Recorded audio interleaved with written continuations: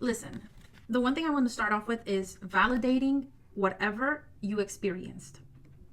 Don't let other people, especially immature, narcissistic, egocentric people, make you feel guilty for the way that you reacted. Like, it's like, when you catch somebody lying to you or betraying you, hurting you, gossiping about you, and then they twist the narrative to make you feel like, oh, it was your fault. Oh no, like you're over dramatic. You're complicating things. You're exaggerating. That's the energy that I'm seeing here, that you're too much in your head. Like you're creating and making up stories of things that didn't happen. I never said that. I didn't mean it like that.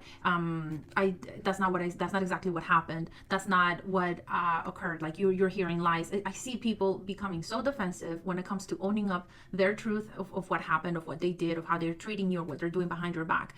And that is because if they had integrity, they would admit to whatever it is that they did, but they don't care, or they don't even care to listen to how you feel, because they never did. Their interest is on their self, their own well-being.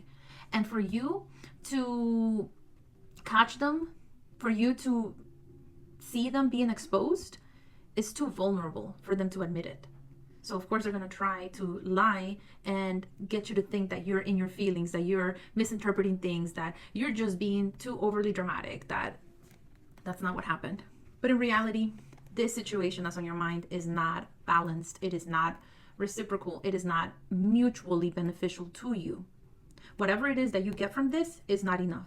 And they make you think that it is, because no one else is going to love you like me. No one else is going to accept you like me. Who's gonna date someone with 2 kids, with 3 kids? Who is going to hire someone who doesn't have a college degree? Who's going to give an opportunity to someone like you? They're making you feel less than in order for you to settle for them.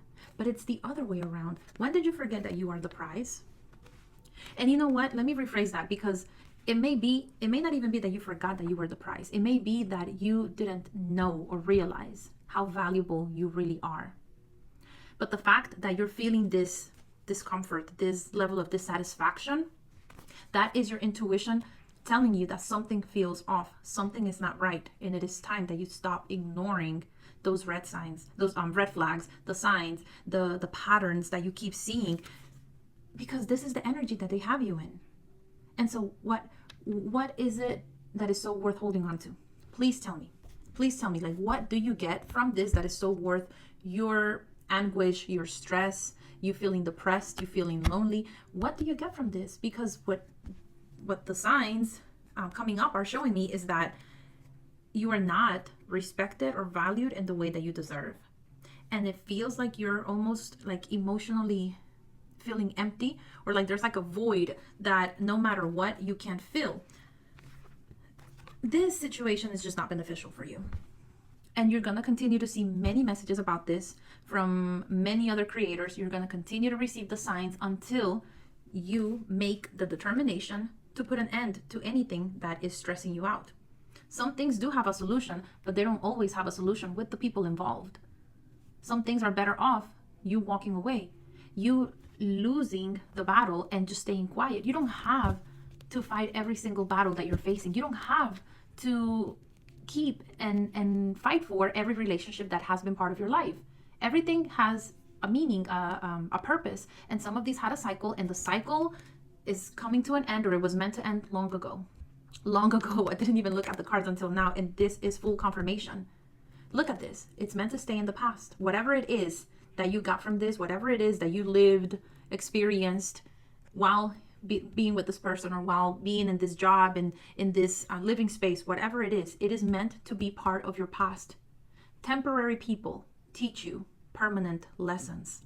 Temporary people sometimes teach you permanent lessons. And it is time for a whole rebrand. It is time for a whole uplifting, up-leveling, upgrading everything about your life. It's time to switch up the way that you do things, the way that you interpret things, the way that you see things.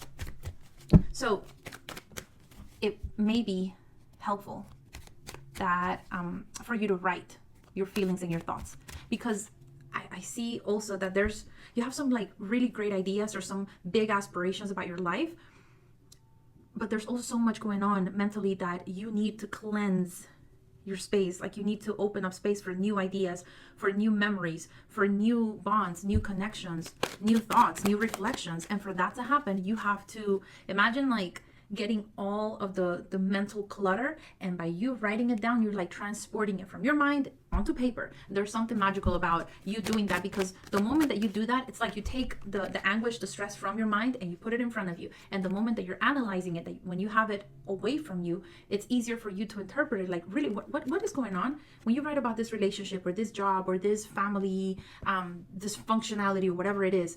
When you write about it, and you keep writing and writing and expressing what you feel, you'll be able to look at it and be like, how much more do I need to see?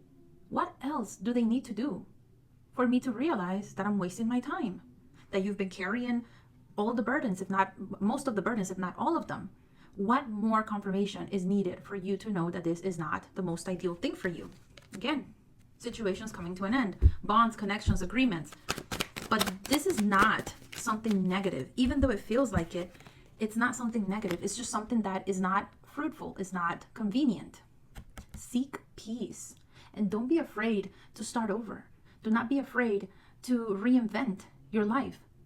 Delete all the messages. Who cares? You don't need that gunk in your phone anymore. You don't need to know the history of conversations that took place years ago, months ago. You don't need those old photos from 3, 4, 5 years ago. For what? For what? They serve the purpose. Archive them if you don't want to delete them. Move them onto a computer. Take them out of your phone.